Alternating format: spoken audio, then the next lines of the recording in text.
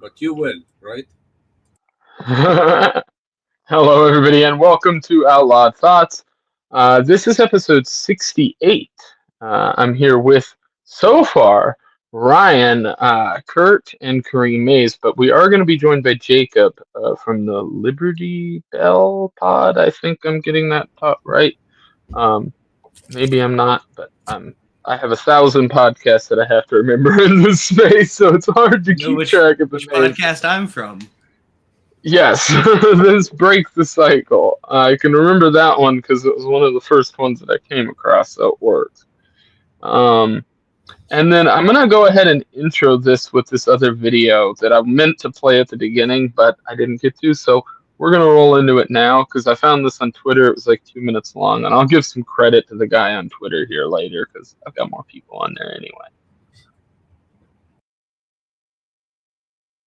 Happening in the Middle East, and in particular with Gaza right now, we have some moral responsibility for both sides in a way, because we provide help and funding for both Arab nations and Israel. And so we definitely have a moral responsibility, and especially now today, the weapons being used to kill so many Palestinians are American weapons, and American funds essentially are being used for this.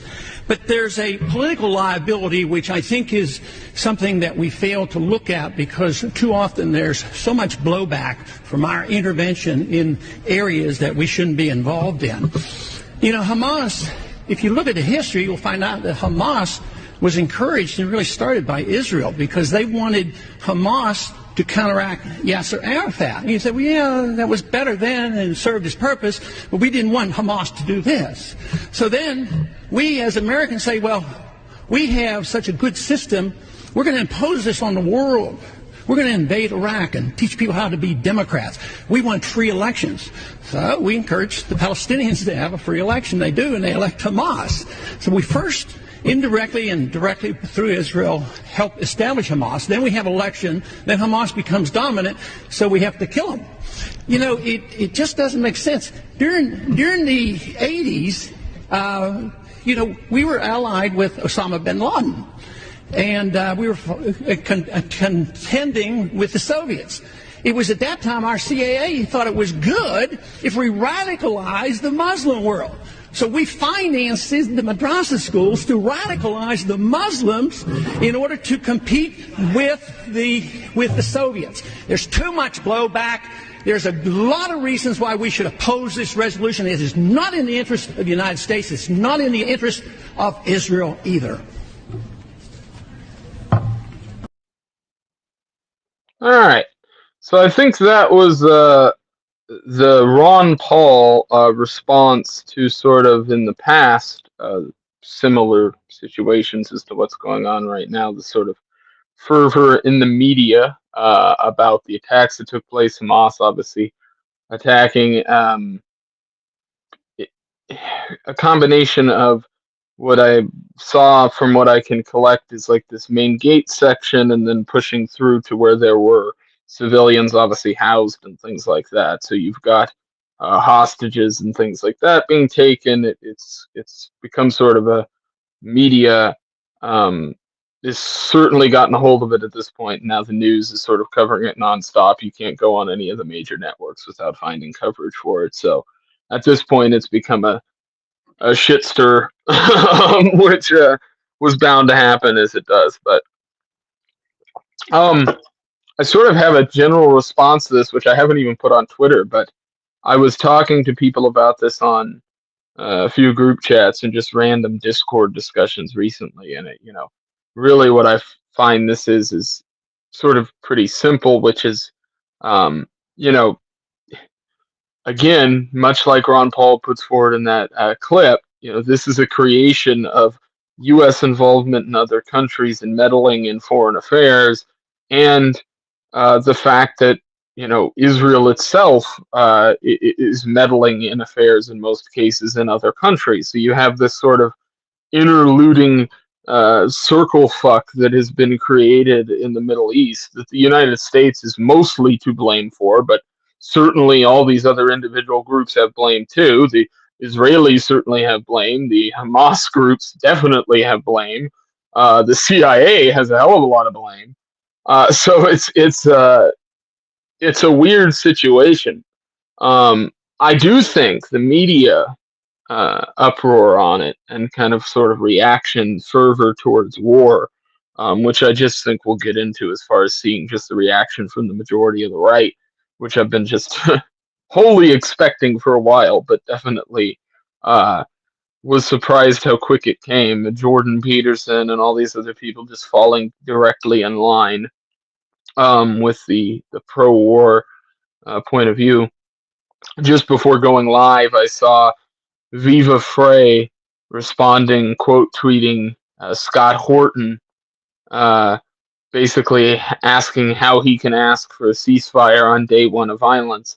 And it's like, well, how the fuck couldn't you? Like, that's obviously the best outcome here. Who wants violence? Exactly. And so the ultimate outcome here, I think, is going to be a lot of violence. I'm not going to lie. I think that's what's going to come down the pike here, because I think in part that's what the U.S. wants.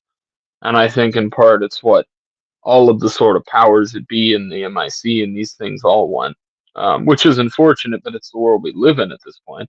Hey, there, it's Rise to Liberty. That's the name of the show. See? I didn't get it quite right at the beginning. No worries. What up? Oh, doing all right. Talking about this whole Israel stuff. The attacks. I've got the I played a clip of Ron Paul speaking about sort of how Hamas was created just a few minutes ago. I'm gonna send you a couple of text messages that were just sent to me by a very close friend. It's more family than a friend. Let's see. I'll send this to you so you can at least see them and decide if you want to put them up or not.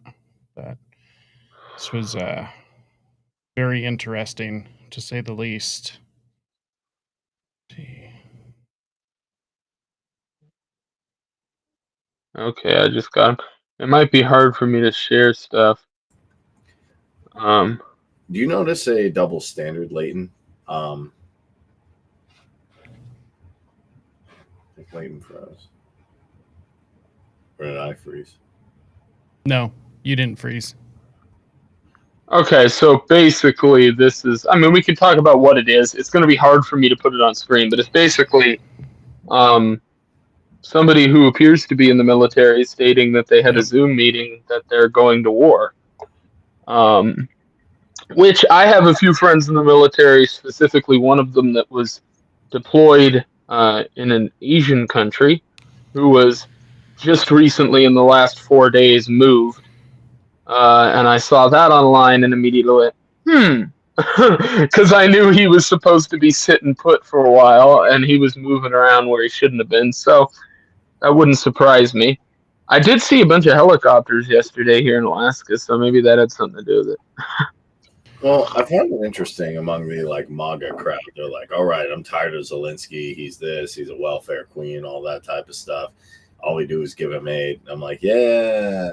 And then now but we got to help our greatest ally. I'm like, why are they our greatest ally? Oh, because, they're under. I'm like, listen, Ukraine, Israel, even Taiwan in some senses, the military-industrial complex uses as bases, as far as I'm concerned, in the Middle East to conduct whatever type of resource gathering or anything they want. I definitely understand condemning both sides, because both sides to me are being paired against each other, being used.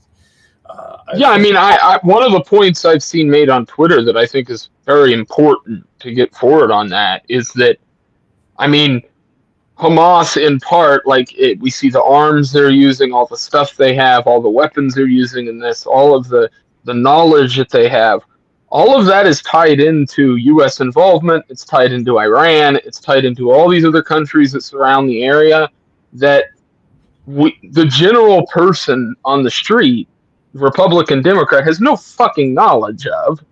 So these people are going to be hoorah or against no matter what. And from what I've seen online, where'd they get it, CIA? Exactly. I mean, that's the point here, is that all of this sort of Hamas is a group that, much like, I mean, you could point to hundreds of other terrorist groups throughout history, the Mujahideen, any of these groups that have been sort of utilized by the CIA, utilized by the federal government to do the dirty work.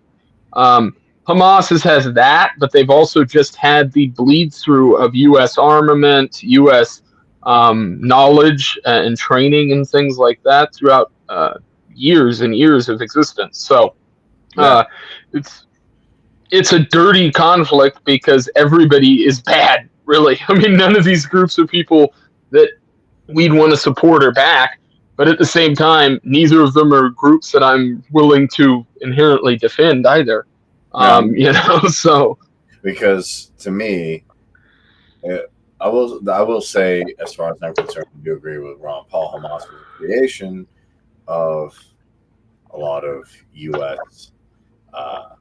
If you want to call that special, like just like the Mujahideen, secret agencies giving money, things like that. Same thing we saw in Syria. So I'll say that, but yeah, it's all bad. It's all government and civilians getting stuck in between. I just wish people would take the same view in Russia and Ukraine and adopt it here. Like, okay, the civilians are stuck in between the government. Yeah, I do have some heat for Israel on this whole topic, though. And this is some of my own personal stuff. That goes as follows. Everybody wants to talk about how something like this can happen. I've seen that reaction on Twitter a lot. How does something like this happen? Well, we can talk about that. The reality is, ask yourself why all of those people were unprotected. Why was there nobody making sure those people were safe, that were taken as captives, as taken as prisoners by what these people view as terrorists? So, of course, these should be people you're protecting your citizens from. There's an argument. It seems as though it was allowed to happen. Well, yeah, and this is well. So there's an argument there that I've talked about before, and this is something I think is very important to get across there, which is Israel has a system of moving people into the country from the United States and from European countries, primarily from America and the UK, into Israel, where they house them in places that were previously, in some cases, Palestinian homes. And this process is done through this sort of layering system. If you've ever looked at the maps, it's done in this grid zone. And much of those areas that are civilian areas are mostly unguarded.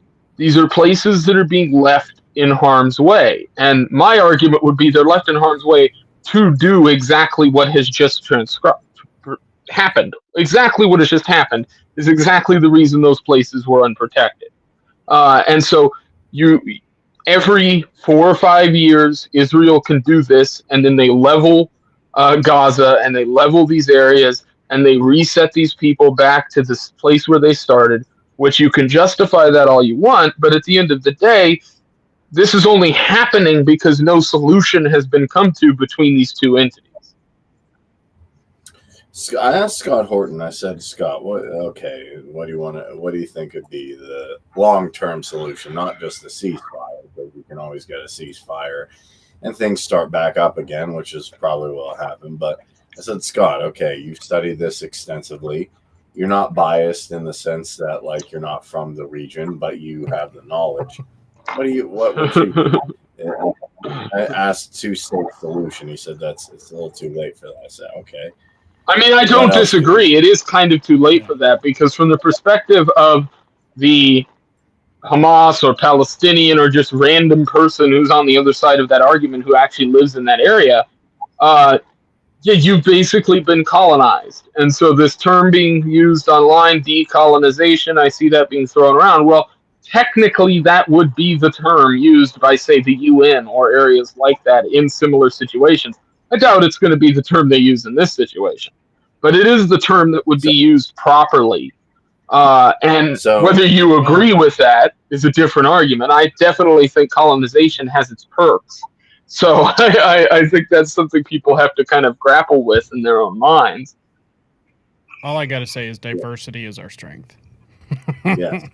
My big question: That worked how so well. how did they get caught off guard by this? Oh, they did. That's what I'm saying. This was done on a specific date. It was done very loudly and abruptly. This was not some kind of stealthy attack. They basically broke through gates and blew things up and were very front forward with it. You would have thought in any modern city, regardless of a country, right, you would have immediate response from tanks and battle vehicles and SWAT and police units and military units, some form of National Guard. Instead, what you saw was some guys in a truck that shot at them a couple times and then just sort of gave up, and pretty much no pushback whatsoever. That you could really push. I mean, there were drones and things like that I saw them using, but no direct pushback until after the fact. And then it was like, well, now we're going to launch all these missiles. We're going to launch all this stuff. Well, it's like, yeah, because now you're going to get funding to pay for all that stuff. So, right, that kind of makes sense logically. Let's see. This took place on the 50th anniversary of the October War. That's it, yeah. The Yom Kippur War.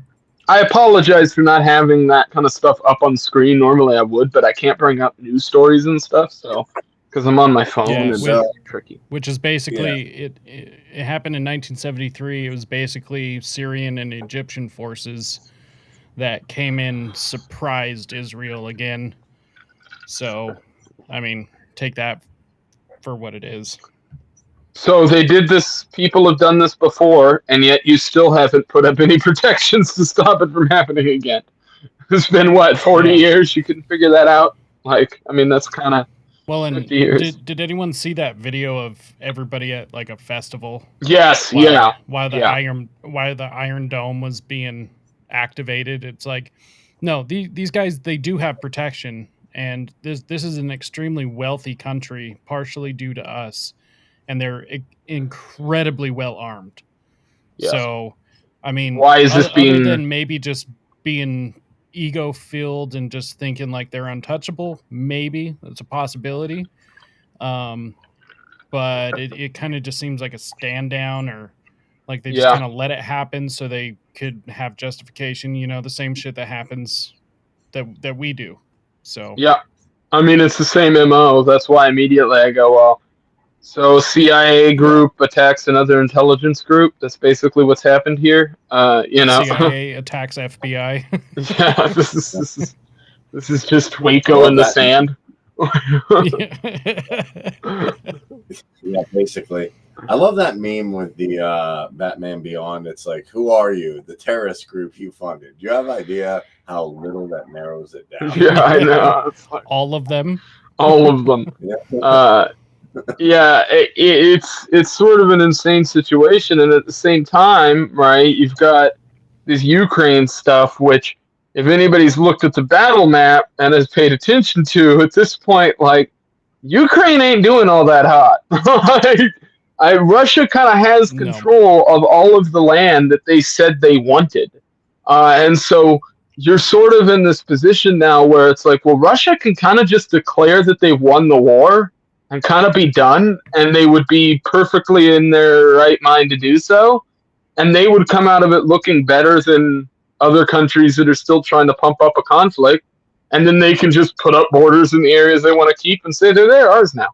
Like, I mean, that is sort of the position that it looks like they're in, and I wouldn't be surprised if, especially if we see U.S. advancement with this whole Middle East stuff, which we're seeing, obviously, your friend sent those texts and things like that, so it'd be interesting to see in the next couple of days what happens. It kind of makes sense being that this was Sunday, so rolling into Monday and kind of the way that might look. Which, if that's the case, then you go, okay, well, that kind of makes perfect sense. You kind of have to make Ukraine a wash, and then at the same time you go, here's our new Middle East movement. Like, typical U.S. fashion with the military-industrial complex shifting gears. Yeah, well, you gotta make Raytheon get profit. But I did ask Scott Horton. I was like, all right, Scott, well, if you can't do a two-state solution, maybe I'm an anarchist. I guess the ideal would be a no-state solution. But because it's interesting, I was arguing two-state solution, and I don't believe in states at all. I believe in at least states how they are now. I'm not against like Ancapistan town or your friendly commune, which I know Leighton's gonna give me a hard time, or some mutualist thingy or some primitive thing. But then I said, okay, we can't do no. Sounds like some commie gobbledygook. I mean, nothing wrong with communism if it's done correctly, but horseshit. Bakunin, Maltesta and Kropotkin had some good ideas, but you have to have it as. So does my asshole if it gets the right tune. Fabulous, but God, I'm like, okay, we can't do no state. They won't dissolve. We can't do two state. He said Palestinians should at least ask for Israeli citizenship. So it doesn't fix the problem. There still would be apartheid issues there, but at least you ain't getting shot at. If we look at it from a consequentialist perspective, I probably agree. I'd rather have somebody being racist to me than somebody shooting at me. I don't know what you think of that. Why not both? I mean, yeah, I'd rather have somebody being racist than shooting at me, but I'd also be liable to shoot back regardless. So, I mean, whatever ends up with less death, I would think just that like the best solution. I think Palestinians should just say, look, we want Israeli citizenship. That way they don't get killed. Yeah, they won't be treated too well, but like, okay. And then what I would suggest is eventually, I guess. So this is sort of the thing that I'll give that'll be the take people won't like, but I don't think you're going to solve this peacefully. Like, I think this goes deeper than some anti-war movement. This is something that's gone on for thousands of years at this point, and you're going to just have to let it play out. And one of the things that the United States is horrible at, and more culturally, I think, just bad at as Americans, is letting things play out. And we need to just sort of learn that the truth is that neither one of these countries have a completely clean, valid claim to that land. And so you end up with a position where, okay, then back up. We're out of here. This is not our problem. It's never been our problem. And we're not going to be involved in it. We're not going to fund either side. We're not going to further support our country from either side. If Americans want to support one side or not, that's up to them as individuals, but it's not up to the government. It's certainly not up to a military that isn't doing anything to protect Americans, but can go over there and spend money. Which is interesting because a lot of people, I guarantee you, or at least this is my perspective, you got to correct me if I'm wrong, but I'm not saying everybody. I'm not saying certain Jewish or Arab people wouldn't still have a certain proclivity. I guarantee you Jews in New York would still be anti-Israel. But I think a lot of the military-industrial people who are like, I stand, and all this stuff. The military-industrial people. That just makes it sound like a race. You know, the military-industrial people. Okay. The people that produce landmines. The fraggers. That I stand. Quite ironic. The Congress people who are bitch-ass people for, sucking some Raytheon weenie. If all those people couldn't give your money away, I feel they'd change their tune real quick. Like, oh, do you support Ukraine or Israel? No, I'm not getting money to send over there. Oh, hey. So yeah, the problem is that I don't see any... The U.S. system, the way that our military is built up, the way that everything works at this point is so broken into segments of the military that there is no way to really stop the U.S. military from funding this kind of stuff and getting involved in these kind of country-to-country disputes or group-to-group disputes without making it literally criminal and treasonous. And so what I mean by that is you have to put through legal angles that make it clear that if you are caught doing military action in another country and it's ruled as such by a court, you're getting charged with a very high crime from the country's angle because if you go do something like that and you don't have the blessing of the Congress or whatever position you want to take, then you're doing something outside the purview of the country that could literally destroy the fabric of U.S. relations, of our country's safety, and the safety of all of the people who live in the country. So it's like, yeah, you should be fucking punished if you do that.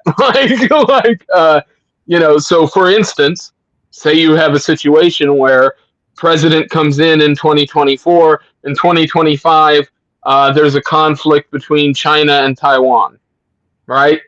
Does the United States start pouring military infrastructure and weapons into Taiwan and soldiers into Taiwan to get involved with a hot conflict with China? The answer I would give is, well, of course not, because you would go, well, these are two different entities. They have a conflict. They're going to sort it out. It is not our job to get involved with that. And yes, as in what will happen, or yes, as in your... I'm saying that's my purview of what should happen in that position. If we were operating in a world where you actually had to do conflict correctly, right? Like, these things would never be on our table. They wouldn't be in our purview or our sideline. We'd never have them involved in our media, period. And there's countries that don't, by the way. There's countries that why this shit is going on in the Middle East just don't give a fuck. Right? So that is how the U.S. would be in those situations. And I think that we as a country just haven't ever seen that. So we don't really know what it looks like. But I mean that's... I'll be honest. I don't really give a shit what's going on over there. The only reason I do is just because our soldiers are getting sent over there. So yeah, we're going to have people that are local to our community that are eventually wrapped up in this horse shit, because that's what happens. So that's the only reason I care. Yeah. Otherwise, outside of that, it sucks. I'm not gonna say like this is good, because it's not. And like regardless of what's happening, it's just bad on both sides. Yeah. Nobody's gonna win. It's all just gonna be chaos and destruction. But come on, man. I have to make this Twitter thread, but it reminds me so much of, from my family's perspective, hearing about Vietnam in that era, because it was very similar. The people who are anti-war during the Vietnam era at first was a disliked group, because you had basically the entirety of the U.S. going, we're going to fuck up commies. And like that was the argument. And so everybody sort of supported the war, like en masse. And then it was sort of after the fact, people going, hey, wait a minute, this is kind of fucked. Like, what's going on here? And sort of that coming to realization, I feel like that's exactly what will happen here. It's going to play out exactly the same. Everybody who has our position is going to be hated. Because the anti-war left was never anti-war. They were only ever anti-killing commies. Yeah, you're not... Never protested war. You're not wrong there. Point. They weren't commies. One thing I will say is that this, I mean... Where can any of this go? Nowhere good. It certainly doesn't go anywhere good. Personally, I think where this goes immediately from like what's actually going to happen, I think you're going to see Israel launch major attacks towards Gaza, which I think everybody expects. We're sort of going to see that pretty soon. You'll see the U.S. sending support over with troops and weapons and the whole nine. Basically, we've got 3 carriers on the way right now. Right. So, and then on top of that, you're going to have support from a bunch of neighboring countries. And then you're going to have sort of the battle line draws between Iran, Egypt, all these surrounding countries. They'll have to decide who they're going to side with, who they're getting involved with. For sure, the Saudis, which play a weird role because the Saudis sort of hate everyone involved. So it's not really clear who they're going to put there. From my understanding, I mean, I know the media wants to make it seem like that's a clear, sure thing, but they're kind of free agents in it, to an extent when it comes to their financial support. So it's not clear what they're going to fucking do. And they play a pretty pivotal role because, like the U.S., the Saudis have the ability to furnish basically entire fucking armies. So, like nobody really talks about that, but That's what happens when you have a wealthy country. You can just sort of produce shit like out of thin air. And so it's, that seems to be their MO. Another thing, honestly, like I do enjoy this part of it, is that it's exposing a lot of people. Oh, the fucking right, has completely shit the bed over the last 2 days. I talked earlier in the show about Jordan Peterson. America First, my fucking ass. Just America First imploded. Fucking Jordan Peterson fucking just oy-vang on his Twitter feed. It just, the whole thing is fucking completely ass backwards. Understand why hang out with Eye Patch McCain and defeat the... Jordan Peterson has about as much connection to Israel as fucking the guy who lives next to me, left testicle. The guy has no connection to friends with Netanyahu. Now. Now he is. He didn't used to be, but in like the last after year, he sold his soul to fucking Ben Shapiro. As someone with Jewish family, I view Netanyahu as just evil, scum-sucking, just like personal piece of shit. Like, the guy's a murderer. Like, I don't know. But Jordan Peterson lost a lot of credibility with me when he was palling around with that guy the way he was already. And then I listened to his series on religion that he did with Prager and all them, and I was just wholly disappointed. And so I was like, yeah, whatever. And then I was on Twitter yesterday, and he's just going like, give them hell! Like a 1940s, like, shit comic book ad. Give them hell, Netanyahu! Yeah, just calling for death. And that, like... I argued with somebody. By the way, give him hell. I think people don't like. The man talks about biblical context. As somebody who cares about that phrase being used in the way he used it is wholly inappropriate. And I hope people who care about religion realize that. Especially who he's saying that about and who they're giving it to. Any way you spin that was a religious man damning a bunch of innocent people to hell. That ain't a good thing to do in the book of any Bible I've read. So well, I don't know. If you're the one bringing hell, that doesn't really look good on your side. side. Typically that'd make you the bad guy. I feel Jordan Peterson is the guy who just tries to play both sides. Like, there's hatred and bad on both sides. I don't know. Like, he doesn't really take a fence sitter. I feel like Jordan Peterson isn't the guy you should be going to about Jordan Peterson isn't apologizing about Jordan Peterson international conflict. That's not where his expertise lies. So he really does need to stay I don't in his think own that lane. should affect his credibility in the areas that he's actually really good in. It's just those are things you just kind of ignore his takes on because I'll live if you guys. So he's good at. I put up a Twitter feed asking Rechtenwald questions about Alaska. I just got a response from Toad, who said, my stance on Alaska is it doesn't exist.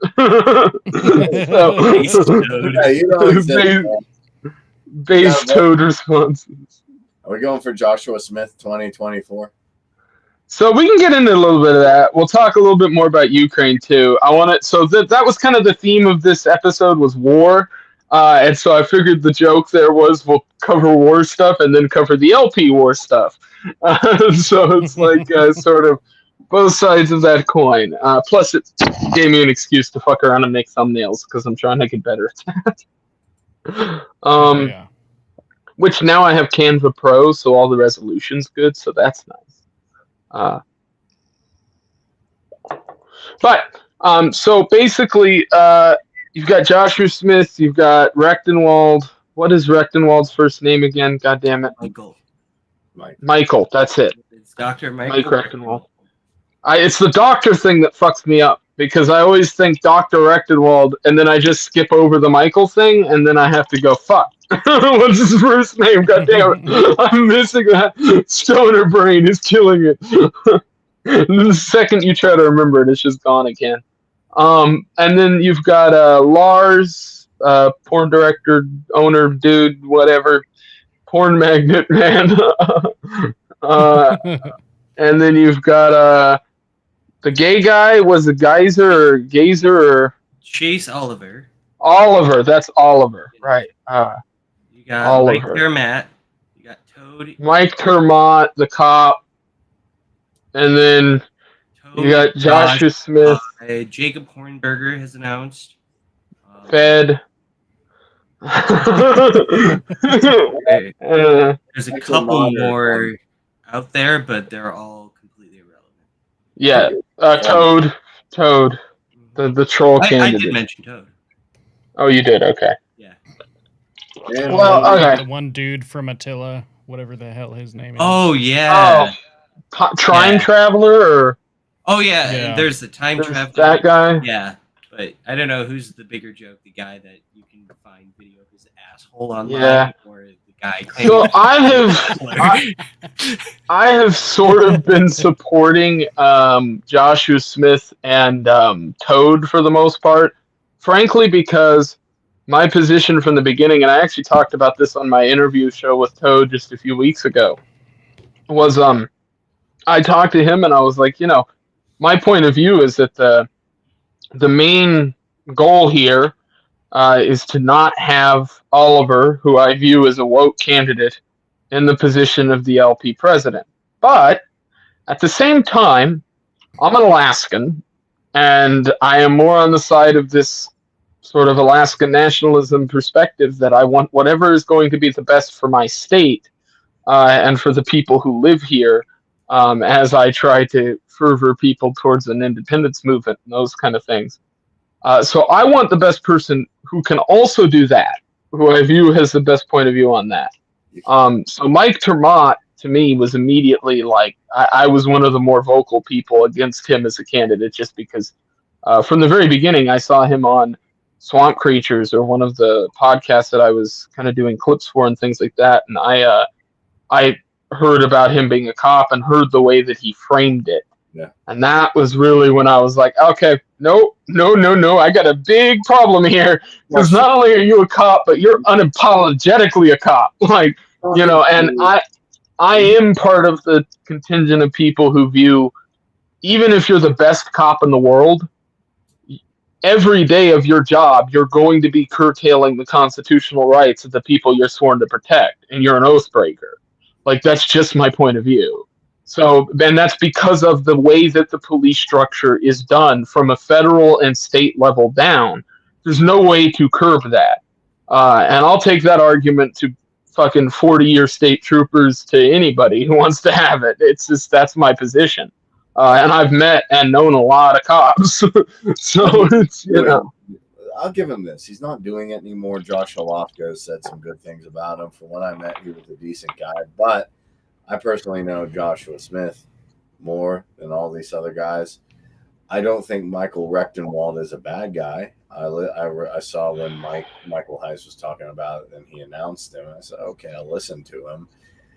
I don't find him to be particularly inspirational. I'm not saying you have to be. First, you have to be principled, but it does help to be inspirational. So it's not just running another candidate. Oh, we got 4% or 3%. I like to at least get 5%. We haven't even gotten 4 or 3%. Yeah. So I was followed when I put my tweet out by Rechtenwald's campaign person, because I just put this. Yeah, I haven't had any engagement with any of them, but I want to read this thread because you mentioned him being kind of disinteresting or not as interesting, and that's sort of why I made this thread, because the questions I asked are questions that I think somebody would actually have to have some knowledge to answer, and would have to not only have knowledge but need to think about it in a certain way. So I said, I have the same questions for Rechtenwald as I do for every presidential candidate. All of these questions revolve around Alaska, the last frontier, my home and place I'll always protect. These questions will seem odd, but for Alaska...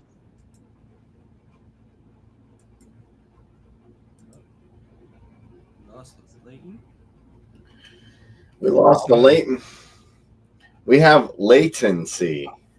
I was thinking about making the same joke, and then I realized. Can you hear me? Yes. Yeah. Okay. I don't know. Assad, and let's finish the podcast. Okay. So these were the questions that I asked him. I asked him,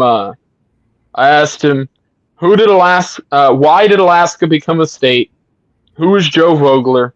Why should Alaska have should Alaska have independence? If so, why? And what, if any, actions would you take as president involving Alaska? Now, I should have added immediately into that, but I just sort of forgot it when I was doing my first draft. But the idea here is the question about who was the first libertarian candidate and what did he do that was important. That is actually revolving around a question I find most libertarians don't know the answer to, and it's really irritating to me. So I'll ask you guys, do any of you know who the first libertarian to hold major office was? Ron Paul. I didn't know we had one. Yeah, most people don't. No one? So, Nope. I know. I do know his name. He's in the state house. He got elected by my friend Apollo. Correct? Nope. This is what everybody gets wrong. So everybody assumes this is a new occurrence, and it's not. The answer is Dick Randolph. Dick Randolph was elected governor of the state of Alaska in the 70s as a libertarian. This is a guy who had contact with Murray Rothbard and people within the early form of the party and stuff like that. And then after him, another guy got elected as a representative who was also a libertarian. But again, just completely gets history hold from a libertarian perspective. The only thing we get is a little entry on Wikipedia, which is nice. But yeah, the answer to that question is actually Dick Randolph. And the reason I ask people that question is because Dick Randolph did do something very important. And so I'll cheat here in this stream. So if Rechtenwald, somebody who's a fan of his, happens to see this, they can send him this video and he can answer the question in a satisfactory way. But Dick Randolph was the guy who created the Land Settlements Act and the initiative to curb what the federal government was attempting to do to the native population in the state of Alaska in stealing thousands and thousands of acres of their land and resources.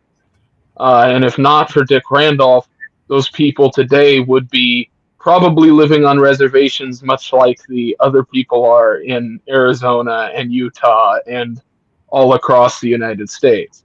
And so that saved a lot of people a lot of heartache, and he gets almost no credit for it. And Dick Randolph is still alive.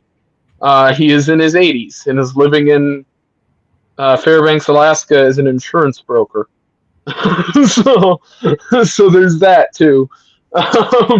And he was like one of the people who helped found the Libertarian Party in Alaska and shit too. So like he has some deep ties to the state. There are a lot of those kind of figures that came out of that era. But I'm sorry, I know I sidetracked everything completely. So Joshua Smith and Toad have gotten most of my support, and the reasoning behind that is kind of, from my perspective, I don't want Oliver to be the one who gets the nomination. I don't want Mike Termott to get the nomination. And I think Lars, much like Rechtenwald, is boring. And I think Rechtenwald is a better candidate than Lars by far. I think at this point, if I had to rank everybody and make a graph, and this could move around and change, it would be Joshua Smith, Toad, Rechtenwald, probably some other random person and that I would find. Noda, yeah. And then fucking that time traveler dude, even before I'd go for basically the bottom of my list will be Oliver and will be Mike Termott, personally, because I do not think it's a credible thing for the Libertarian Party to have a cop as their presidential nominee, because I think it will kill the Libertarian vote. He was a former.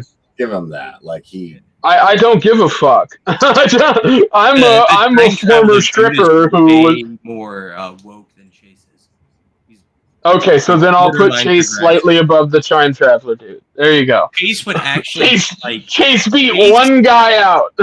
Yeah, Chase, while not being the most principled guy in terms of Bazinga to Jay-Z ability and the as a Chelsea candidate, he would be second best in this.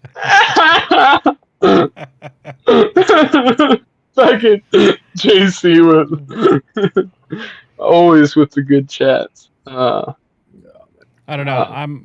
I'm all in on Josh. I mean, I'm not big on a libertarian presidential candidate, anyways. Yeah, no, I mean that's my position as well. I just don't think Yeah. I don't think a libertarian's going to do very good this time around. I do think it's possible in the right situation because Trump is a polarizing figure and Biden sucks major cock, and the chances are that Biden's going to step out of the way and Newsom is going to be the option on the Democratic side, in my opinion. And if that happens, so that's why we need something. We need somebody spicy, and exactly that's why Dave Smith was going to work well, because like he knows how to crowd work and he knows how to handle hecklers and stuff. But then now, like, he's not running, so I like Rechtenwald. I think he's got a big brain, smart guy. I like smart people. But as a presidential candidate, I think it's going to go much the way of JoJo. So it's like, and plus, But I don't like the direction of the MC.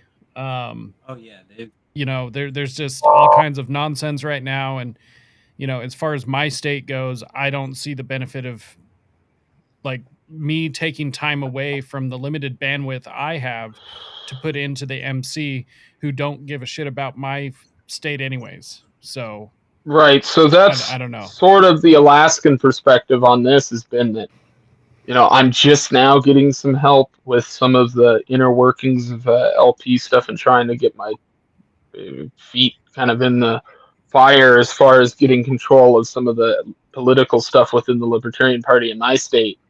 And it's a mess. And frankly, there wasn't any support from any political group for my state. And it seems like that's the case for a lot of states. And it seems like that's the case because there isn't many delegates here. There isn't much benefit to sort of wooing the people here or trying to help in a big way. And so that sort of leaves most of the people in my area pretty fucking dejected, including myself, which is why I focused pretty much wholly on state stuff and sort of this Alaska nationalism purview and that sort of thing, because I'm not giving up. I mean, I'm still a fan of the liberty movement. I've met so many awesome people in this sort of movement.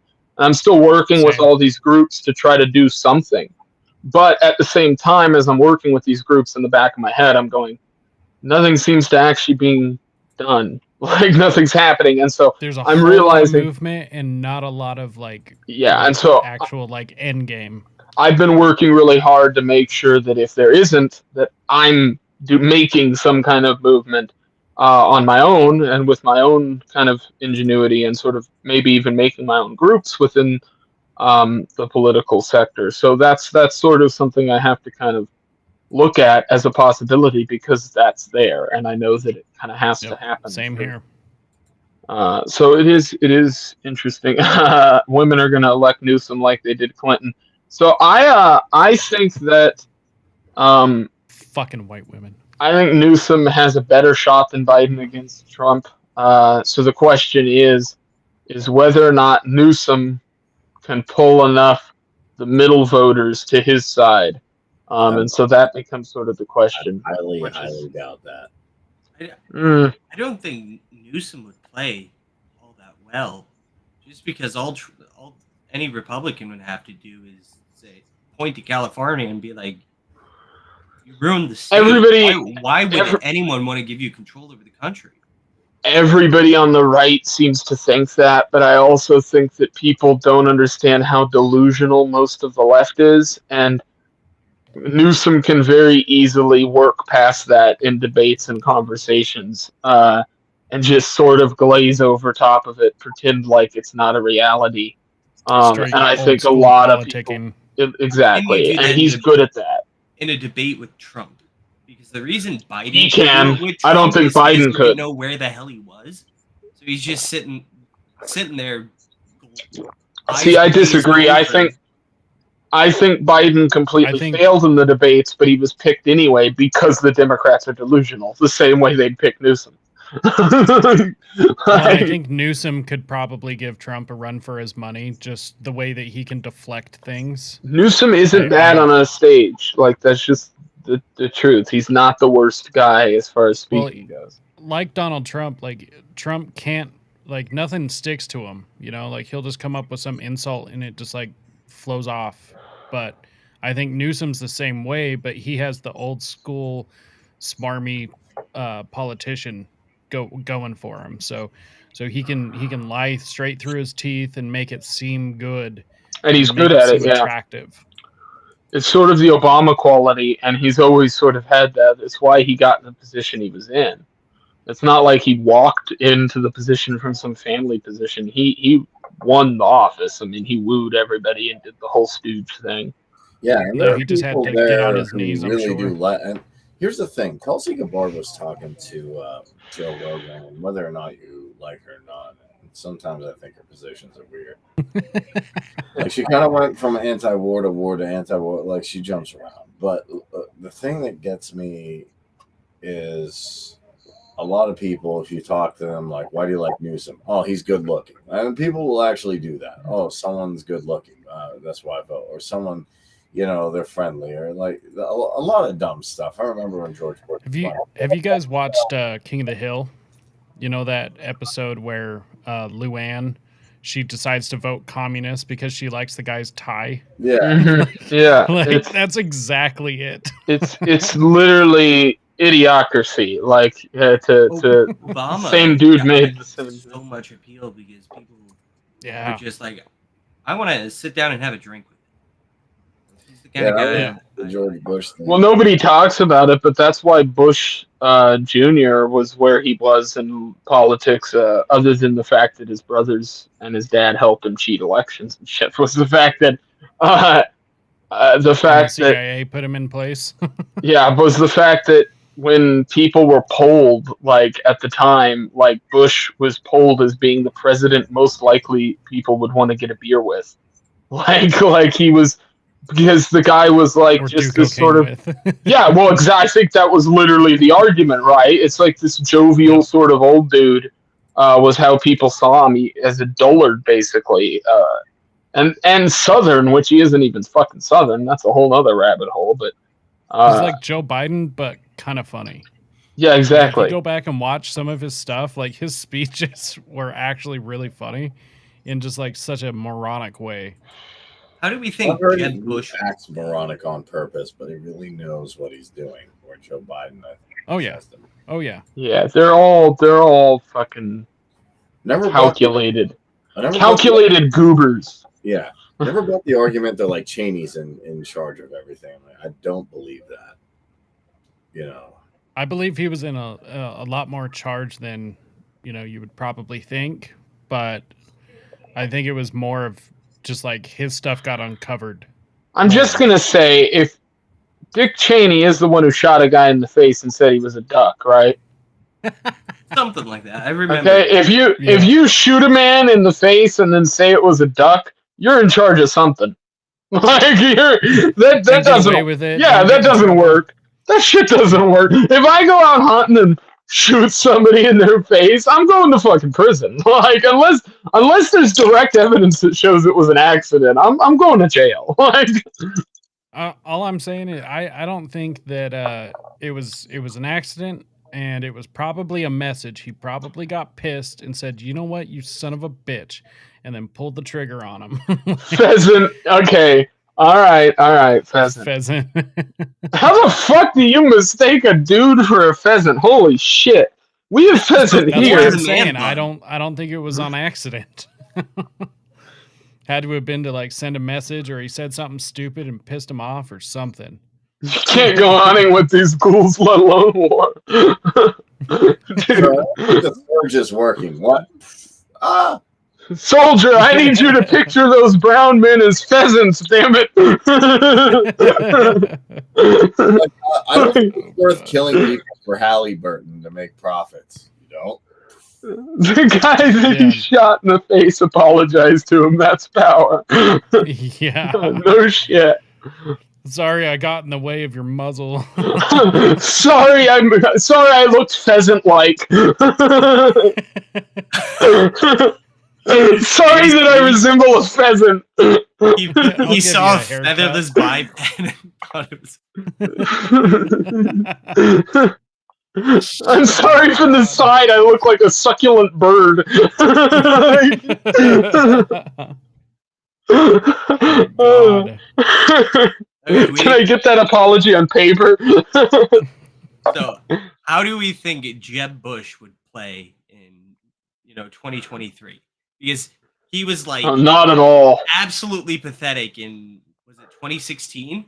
I think it would be the same. Well, it'd be the exact same. It would be absolutely pathetic, but I think it might roll over into this layer of meta irony, and the internet just latches onto it.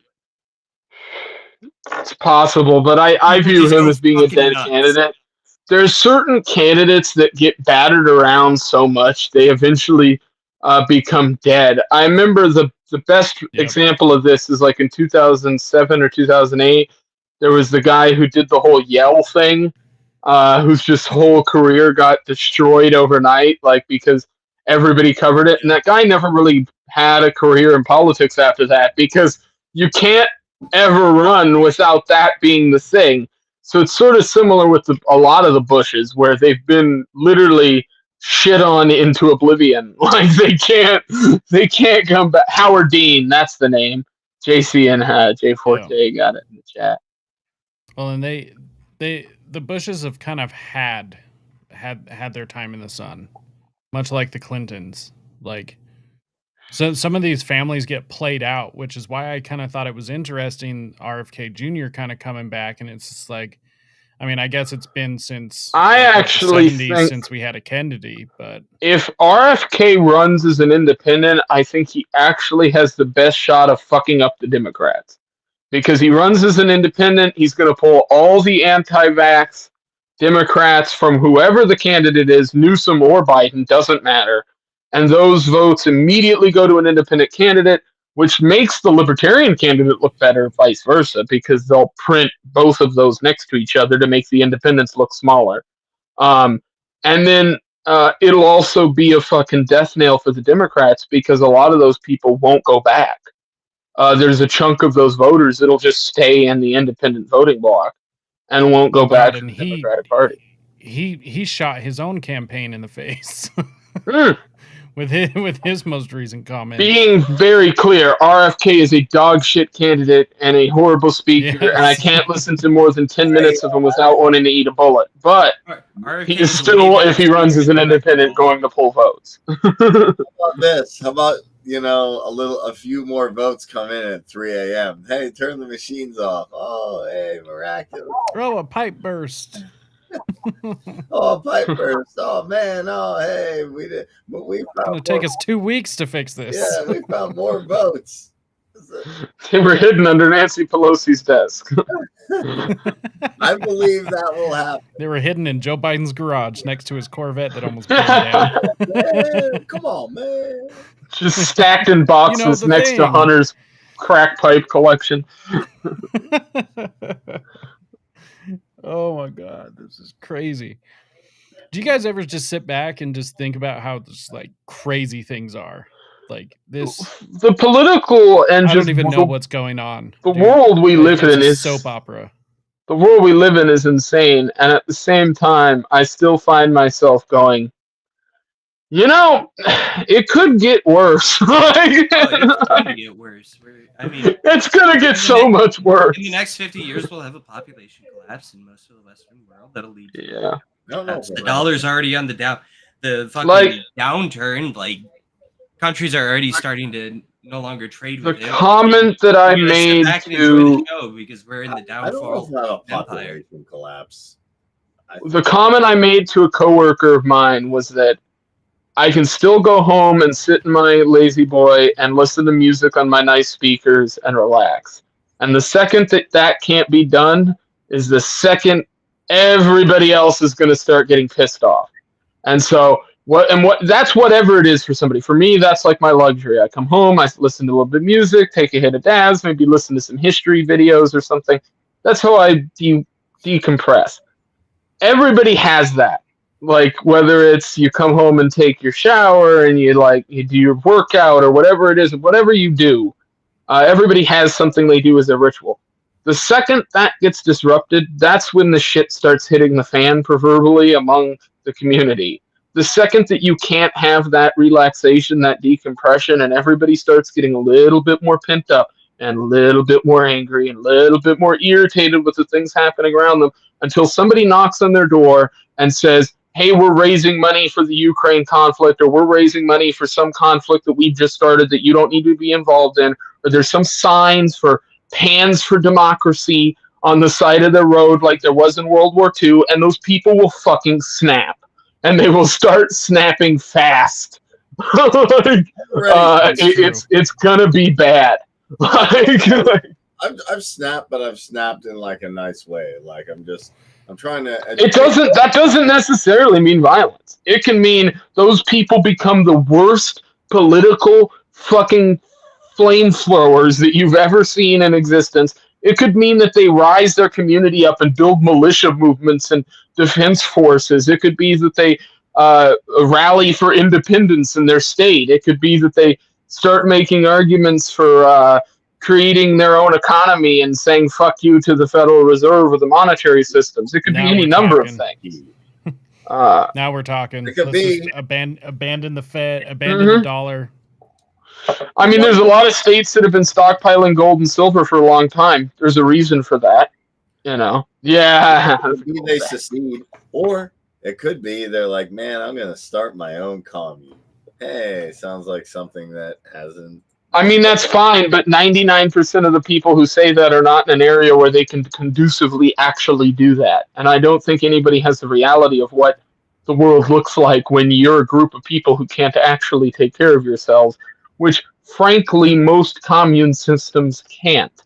And I don't just like mean... the commune in Colorado. They bought a bunch of land above where everything grows. Yeah. So it's like, oh, that's fucking smart. Mm-hmm. Oh, this land's super cheap. Yeah, that's I've why. said to people, there's plenty of areas in Alaska where you can still buy nice land and good stuff and disappear. The reason you can do that is because there's areas here that are places other people with weak tolerances don't want to live because the weather's harsh and there's harsh environments. If you're willing to live like that, then you can be legitimately free. But because the United States has designed itself in the way that it has, unless you're willing to live in those environments that are rougher to live in, you're never going to really have the type of freedom you need to have a commune system or community system like that. Yep, that's the same thing here. You got to move out to the desert. Even like Florida, where I just went through, right? I'm talking with some people over there about this sort of concept of building up some kind of community system, you know, sort of free state thing over there. And the conversation we had about where you would look and what you would be looking at, I was like, well, actually, I would start looking at hotels and like church buildings and things like that, because you're going to spend a lot less money and you already sort of have this pod structure that you can build out on. This idea of buying up massive plots of land and building stuff from scratch, that only works if you have a lot of investment money. That's the truth. Like, because to give you an idea, you can go buy manufactured cabins at about $10,000 to $15,000 a piece, somewhere in that range. Here's the thing. Here's how you get it to work.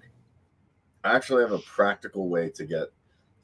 Oh, I literally wrote an entire white paper on how to do this. Like I wrote a white paper on how to make money building a community, like where it was an actual beneficial thing.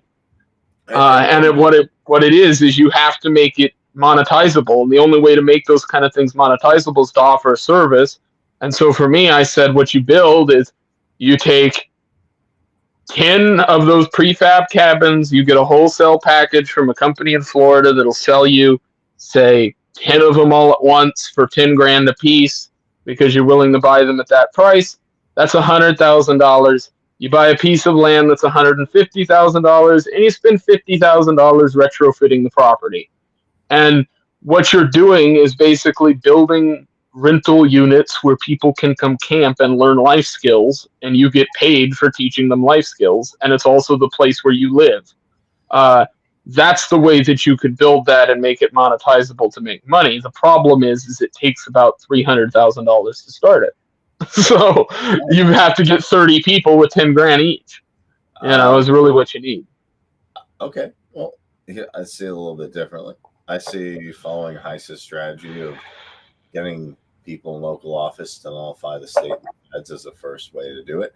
Then you get, I guess, what you would call ANCAP cities or communities, somewhat like that. I'm not saying everybody there's an ANCAP, but you've knocked a lot. So let me ask you before you go deep into this, because I understand what you're saying, but let me ask the question, which is, what is easier? And everybody else can answer this too. What do you think is going to be easier?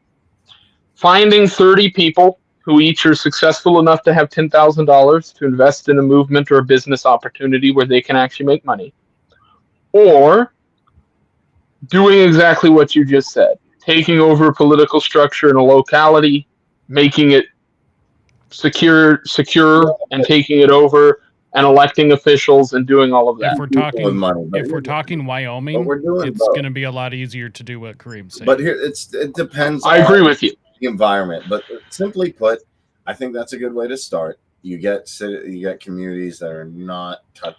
So my point is, I agree with Jacob it's where you're at. Like, you're 100% both right. But it's like, if you're in Florida, all of a sudden the political structure is a lot harder to get a foothold in, a lot harder to get any movement in, regardless of how local you are. It starts to make more sense to build something up, I think, financially. Here's what exactly. So it just depends on where you are. Depends on what kind of sort of free state projects you have going on. Because in Wyoming, it would be pretty easy, And by the way, go in and move to a locale. I think that's a big issue with the original Free State Project, is that their structure is not easy to get involved in, right? The buy-in to move to New Hampshire, I've looked at this. It would cost me legitimately 10 grand just to move over there and get a place. That would secure me for a couple months. And then I would have to find a way to find a job to pay for what is probably a $1,400 a month rental, if not more, because there is nothing in the areas that are libertarian controlled in New Hampshire that are reasonably priced. They just don't exist. Yeah. Kareem, go ahead and continue. We cut you off there. Okay, it's all good. But my thing is this, because I'm looking at it from different angles. So Heiss's plan is good overall, I think, in a macro level.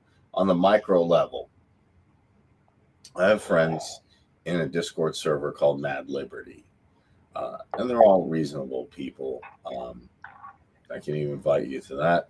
And they have more of a decentralized community. They call it decentralized communities, which to me, that's what it really is. And a lot of people there say, I want to get these group of people. I have a group of friends. Maybe it's, it's people who even have a certain collective goal. Like, oh, we all have this. Oh, God. So then you get. I'm feeling the commie gobbledygook. I'm feeling the commie gobbledygook coming on. Well, I don't want to hear it. You get GoFundMe and you do a little mutual aid magic for the comrades, and you be a good voluntarist and a comrade, and you get it going. Okay, can I tell you one of my experiences here? And this is going to get me. I don't believe the reasonable part anymore. This is going to get me some heat too. I don't know if you guys are aware. There's a Facebook group called $5 charity club or $10 charity club. It's like a pretty big libertarian group. So I joined that group pretty early on in the liberty movement, and just recently I had to finally mute it or leave or whatever I did to make it stop. But they would constantly tag everyone in that group, and I am not a rich man. So when people are asking for money for a medical thing or something like that, I get it. But sometimes when it's stuff that I'm like, this is pretty trivial. I have this same problem. Like, I'm not. If I have the same problem you do and you're asking for money to fix it, I'm not giving you money to fix it. I get it. But wait. Value it do be subjective. So you might say, like, my butt hurts or something like What are you, fucking Eric July? Get the fuck out of here. Value do be subjective. Fucking. Well, And yeah, that's a black joke in case you didn't get it. I've been enjoying that, by the way. Eric July and this Dick Masterson drama on the internet. If you haven't gotten to dig into it and you're on Twitter, I highly suggest it. Oh God, is it fucking fun! I've had so much fun. It's like my prodigy Andrew Tate's doing good. He's getting No, I like Eric July. I have watched his content. I've seen him at events. I've literally watched the man speak in person. But I have watched Dick Masterson since I was literally 11 and a half, 12 years old. I saw him the first time on the TV when I was pretty young.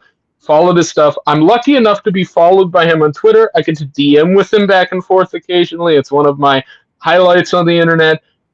So I have a bit of a bias. I'll make a good thing for a commune. What if you get really jacked, you get a lot of crypto, and you get sports cars, and you want to make a commune with all the hottest chicks? That's legitimate. That's called a harem. Yeah, I mean, that's fine. You have to be a That's called Andrew Tate. That's like, that's Yeah. about it. Yeah, that's already been done. But Kareem, you look like the type of guy to do that. No offense. Part of massage.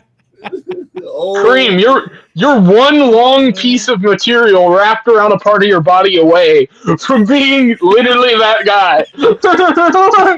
Hey,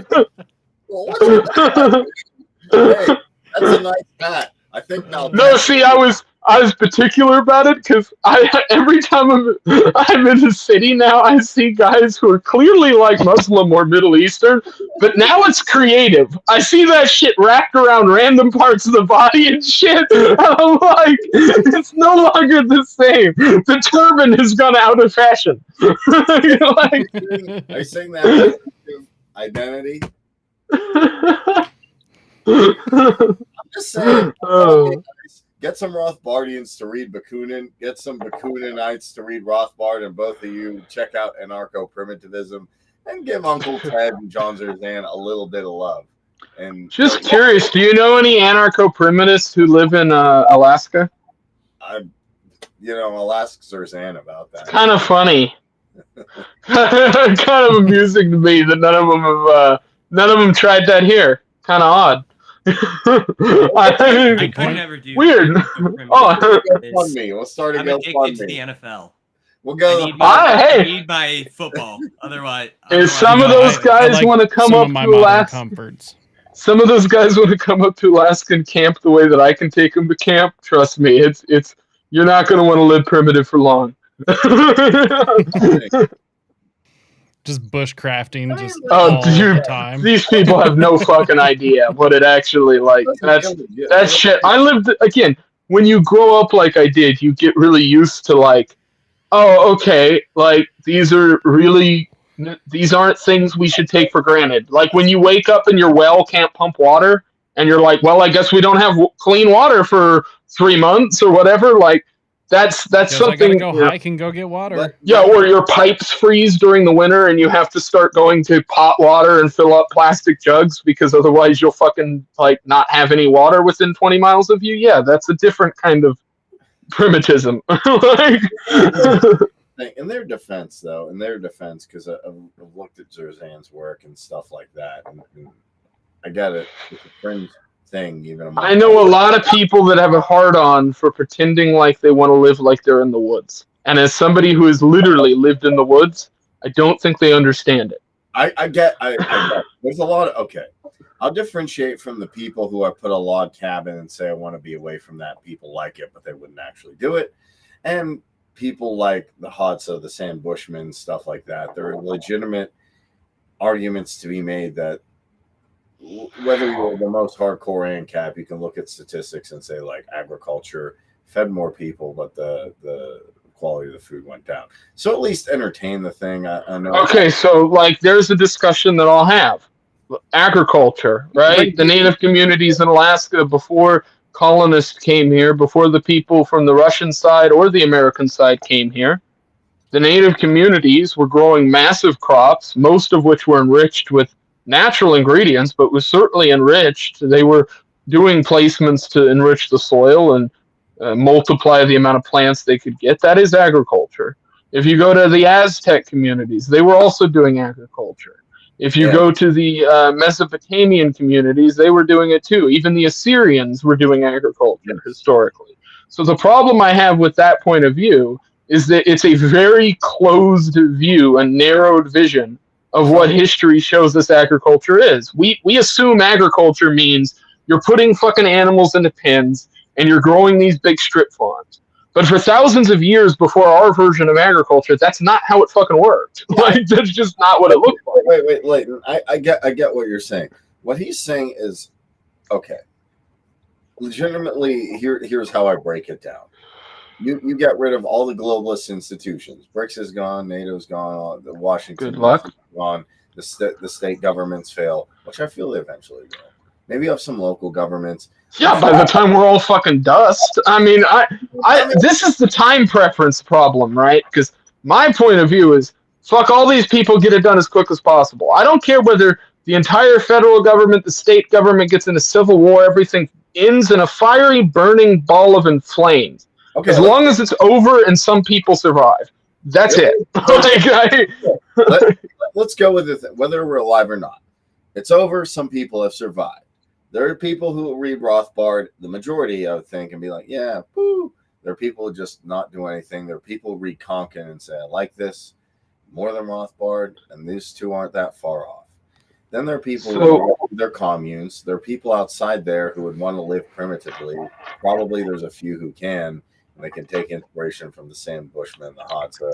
I don't think anarcho-primitivism is a bad philosophy. I think it's just very selective. Like you're saying, yeah, it is very selective. It seems pretty impractical. It's a form of anarchism, I think, is what. So here's a thought experiment that I think everyone here can gain some insight in that like space is like, if you heard explosions outside your door and you were woken up in the middle of the night and you saw the glow of what looked like a wasteland outside your door, and three people, one after another, came to your front door.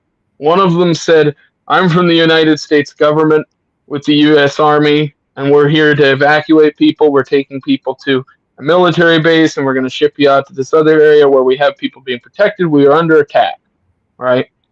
Second person comes to your door and says, I am with a private church, the one down the street. We have a group of 300 practitioners. We are all gathering into buses to drive up to houses we have and bases we have with some food or whatever, survival shelter, basement. And the third group comes up and says, I own a business down the street, and I'm willing to pay the person, you, the one in the home, to come help protect me and my stuff, and I'll give you and your family whatever you need to survive when we have private shelters. Who are you going with? The church. Business. So I would also say the business. But here's the problem. The primitists, they can't say either. They can't pick any of those answers. They have no way of choosing. They are stuck in their worldview. They have to choose to walk outside their home, walk into the woods, and hope a bomb doesn't hit their fucking head. That's the reality. But aren't we stuck in our world? Like, there are ANCAPs, so I'm like, there's anarchist philosophies outside Rothbard, and they're like, well, the difference is I will use all of my modern knowledge and all of my modern skills and all of my modern guns and all of my modern tools to make sure that the people like those primitists have fucking nothing. Like, so the point is, like, if we're living in a world where the goal is to have stuff, you're going to take it. Like, that's what's going to happen. Yeah, but the interesting thing is, okay, all of your modern stuff can have failure points. Ted Kaczynski, I'm not saying his actions were good, but if somebody had pulled the trigger on a 357 to Ted Kaczynski, he'd be dead. Yes, that's your modern invention. It's made in 1857. Look, a lot of those guns were horribly inaccurate. You look at the Civil War guns. I know Hollywood. You're talking to the wrong guy about that, dude. I shoot Old West guns. That's what I like. Trust me. I will take a single action army and put a fucking bullseye downrange faster than any modern gun. Okay, but aside from you, which you have survival in the woods experience, most people who just shoot guns are not necessarily equipped to. I don't disagree with you, but my point is the primitists, the people who talk about these ideas, they're claiming that they're going to be equipped, that they're going to be at least ready for it to some degree. They're also making the same claim. I'm just making the claim you can be better prepared in a modern context. But what if you don't want to live in a modern context and you have decentralization? Then I think you're ignorant. I don't think you're paying attention. Are the same? Let him go off and go do it though. Okay. I'm not absolutely. If you want to live in a modern context, go be Amish. I mean, okay, but here's the argument though: the Amish are living in a modern context.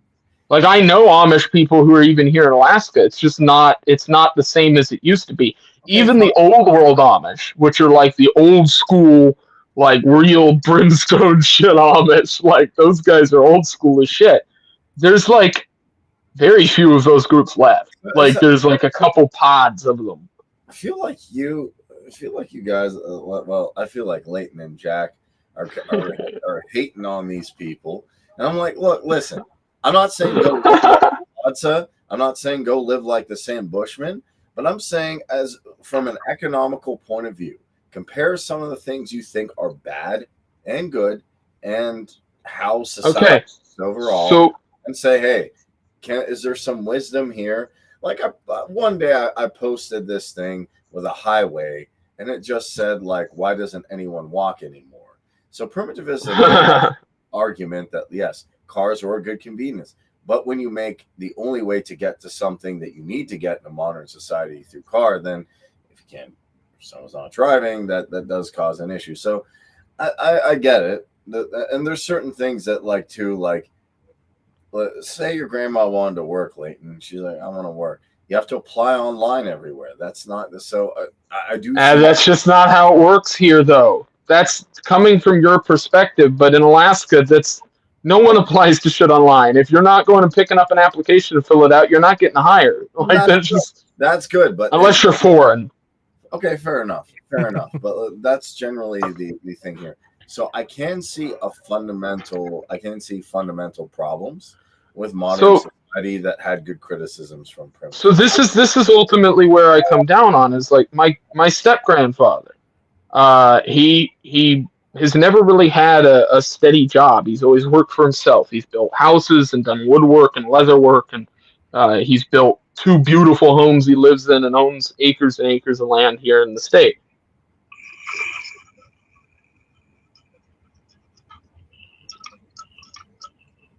Sorry, I didn't want that to cool down. So the question is, like, somebody like him, he builds most of the things you find around his house are things he's built or purchased once and never again, right? These are metal things, is what he's really into, and he's a survivalist. He always has been. That's just kind of the thing he's into. He served in the army and was in the military and stuff, and so when he got back, he has never really been pro-war. And sort of became very self-sufficient. And so, but the point is, this is a guy who didn't have a cell phone. He had a landline phone because he refused to get a cell phone when they came out, and is still to this day does not own one. The best way to contact him for most of the time was through letters. Like that was quicker because he wouldn't call you back because he didn't know how to work the voicemail. Mm-hmm. He didn't own a television. He didn't own movies. The closest thing he ever had to entertainment was a reel-to-reel player that he purchased, used a few times. It got broken, and then he stored it away. His enjoyment is gotten from shooting guns and building shit, right? Mm-hmm. So, but he has electricity. He has generators. He has tools that he uses in his workshop to build things that certainly use electric and modern necessity. the point that I'm making there is much like myself, where even though I grew up in a cabin in the woods, I had a generator and I had a well and I had modern necessities that required electricity and things like this and stuff that would not be considered primitive of nature. I can tell you that any more primitive than the way that he or my family lived is not only worse for you, just objectively, worse for your body, worse for your well-being, worse for your health, but is not good for your psychological stamina whatsoever. Okay. I've seen people live like that. Off the environment in Alaska, I don't see a lot of depression. Well, I'll tell you this. I have family in Alto, Texas, so I'm also basing it off of that too. I'm just saying the Hadza don't have men that can get pregnant. They don't have microplastic issues. They don't have debt.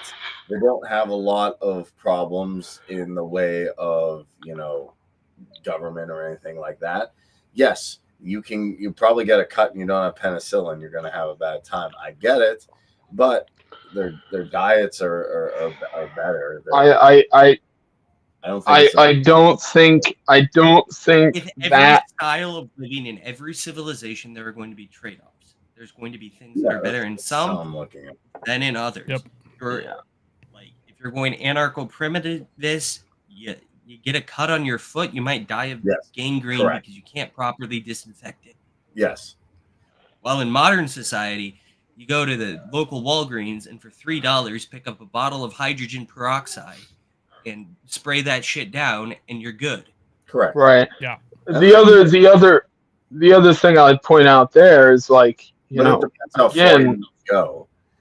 there are okay, and I'll qualify it by saying this. There are like ANCAPs who maybe lean more minarchist, like, okay, fine, I have a local government, or maybe I have this. Like, there's different thoughts in ANCAPs, and like, okay, maybe I leave one thing not privatized, or there can be discussion there. Same thing with different anarchist schools, where I think I looked at Kaczynski's writings, he said, well, the Industrial Revolution was bad, so there still might be a Walgreens, where Zerzan would say no. Agriculture, was when the problem started. So there's different thoughts. Honestly, for me, I'm not a primitivist, but I think maybe we need to look at some of the problems with AI. So yeah, see that AI is not that big of an issue. I know, and I hate this being. I'm glad that I have another person who agrees with me on that. I'm a programmer. Okay, you are. All right. I'm friends with AI is not that big of a concern. Yeah, I'm friends with 3 different people who do programming, one for a video game, and 2 guys who do app programming. And so I talk to these guys, they're old friends of mine, and I walk through all the questions that I get about AI whenever I have why is this not bad? And it's just it's just not that big of a deal. It's basically just a new search engine. That's how most of these guys are looking at it as. Yeah, that's all I've used. Okay. And it's going to make my life a lot easier when I use it. 11 Labs is hilarious, by the way. I paid for that shit, and it's fun. I think the problem I have now is that people make deep fakes, and there are people who fall for them. Like, dude, this isn't real, and now. Yeah, but I keep hearing people say that, but I just don't think that's happening. There are reported cases of scam companies using AI voice to be able to so I've heard about scam calls. Call in. Yeah, that's the most malicious form of AI that I've seen. I've seen AI. I don't see much of a solution for that. I don't either. I've seen some AI where this is kind of malicious. People make AI models or something like that and scam people. So there's some scams with that. I think because I used to be on the advanced blockchain, advance this.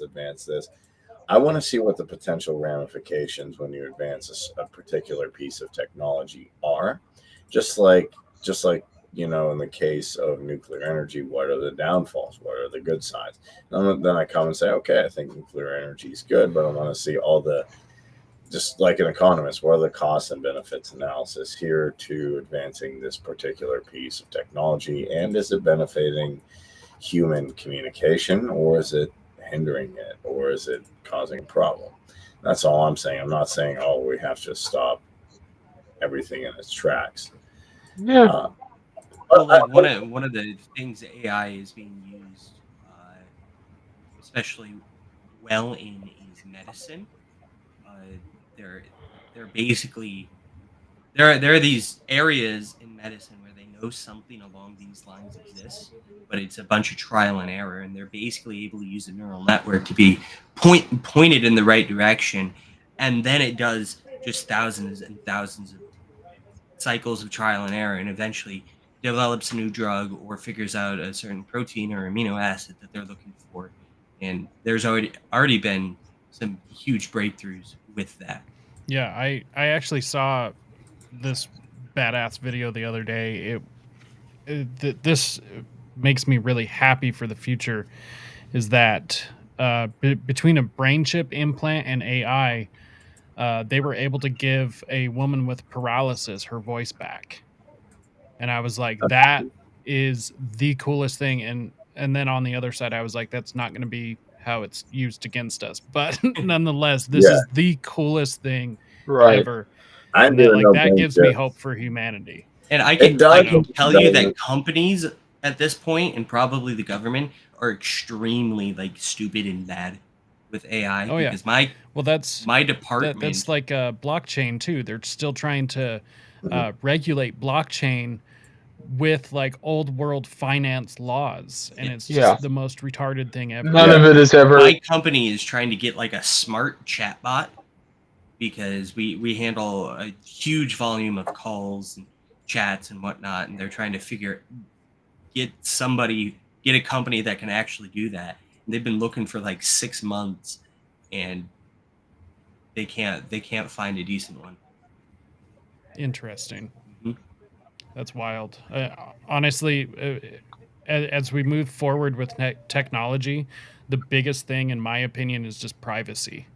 And without privacy, there is no freedom. Period. That's it. And we can have all of this great benefit, or even all of this great turmoil with this technology, but if there's not the ability to control our own data, and our own just information as a whole, if we don't have the consent to be able to decide who has it and what they can do with it, none of this fucking matters, and we will all end up being enslaved by it. Correct. That's the problem. It's not so much the AI is what the stuff they want to do, and the people, specifically the WEF and other people do that. But I think the fair thing to do, I could email John Zerzan again and be like, hey, it's been a while. Do you want to, get him on Outlawed Thoughts and hear his perspective? Because I'm not the expert. I'd spend most of the time. Honestly, the best thing right now is Monero. That's without a doubt the best thing, because it's just private money. Yep.